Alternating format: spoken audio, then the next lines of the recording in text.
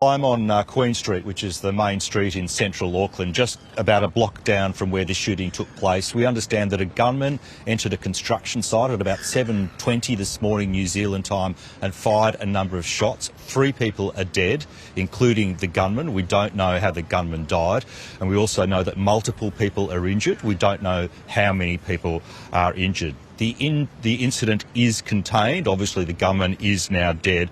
We do know also that it's not terrorism, so it's not a national security incident. It's obviously very, very fresh news, very fresh information. So I spoke to police media just a short time ago, and they're obviously still assessing the situation.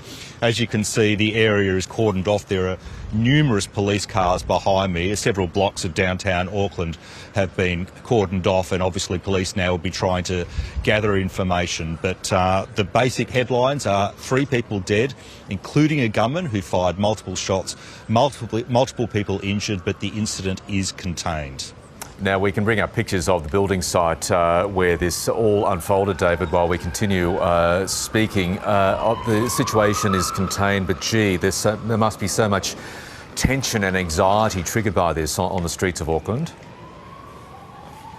Unbelievable. We were doing a cross with you earlier today, obviously from just outside Eden Park, where we were there for the opening ceremony of the World Cup, but we were hearing information being sent out on a loudspeaker at a local train station about the incident here in the city. I was at a cafe buying coffees, and obviously people were talking about it. So it's obviously a huge incident here in New Zealand, which has had a very unfortunate history of shooting incidents, obviously over the past few years.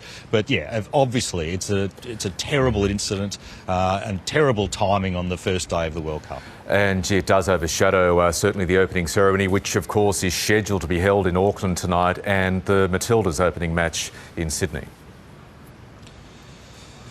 Yeah, well, look, I mean, it obviously is going to overshadow the opening ceremony. This is obviously going to be the major story in New Zealand. It is in Australia, and it's a terrible incident to take place. We don't know yet what impact that's going to have on the opening ceremony, but it's going to, of course, put a huge dampener on it.